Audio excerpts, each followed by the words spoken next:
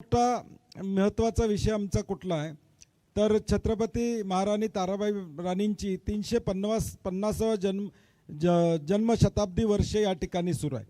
हे 350वा जन्मशताब्दी वर्ष सुरू करत असताना हा आमचा जाहीरनामा त्यांच्याकडून प्रेरणा घेणारा जाहीरनामा आहे। आई अंबाबाईला आम्ही तो जाहीरनामा सादर केला आणि आई अंबाबाईला प्रार्थना केली, आम्हाला शक्ती दे, आम्हाला ताकद दे हा जाहीरनामा पूर्ण करण्यासाठी। आणि छत्रपती महाराणी ताराराणींना अभिप्रेत असणारं काम आम्हाला करायचं आहे। आणि म्हणून महिलांच्या बाबतीत आम्ही सगळ्यात मोठा निर्णय या कोल्हापूर शहरामध्ये घेतोय की आज KMT मध्ये दररोज 45,000 प्रवासी प्रवास करतात, त्यामध्ये 60% महिला असतात। तर ही KMTची सेवा कोल्हापूर शहरामध्ये महिलांसाठी 100% मोफत करण्याचा निर्णय आम्ही या ठिकाणी घेतला। जी माझी भगिनी या कोल्हापूरच्या KMT मध्ये बसेल त्या भगिनीला 100% तिकीट काढावं लागणार नाही, तिला मोफत प्रवासाची व्यवस्था केली जाईल। सध्या विद्यार्थी आणि विद्यार्थिनी प्रवास करतात त्यांना 50% सवलत आहे, ती आम्ही 100% सवलत KMTच्या माध्यमातून त्या ठिकाणी देणार आहोत।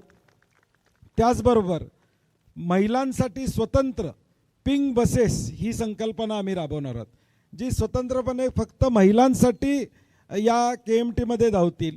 समजा एका रूटवर 4 बसेस येत असतील तर त्यातली एक बस पिंक बस असेल ज्यामध्ये फक्त महिलांना बसण्याची मुभा त्या ठिकाणी असणार आहे।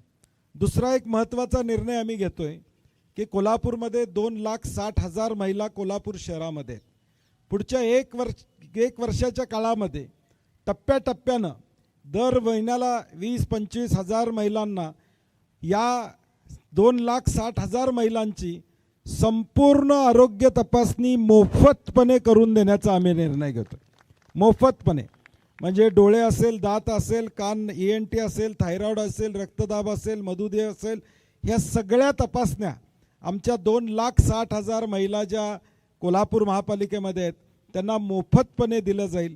कारण की आज महिला अंगावर काढतात आजार, शेवटच्या स्टेजला दवाखान्यात जातात, पुरुष मंडळी जाता येता दवाखान्यात जातो, आणि म्हणून महिलांसाठी आम्ही हा उपक्रम केलेला आहे।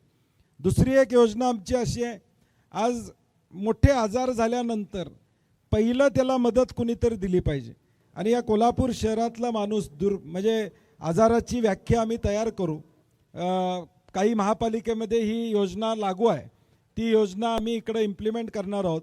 अशाच नवनवीन अपडेट्ससाठी डिजिटल कोल्हापूर चॅनेलला सबस्क्राईब करायला विसरू नका।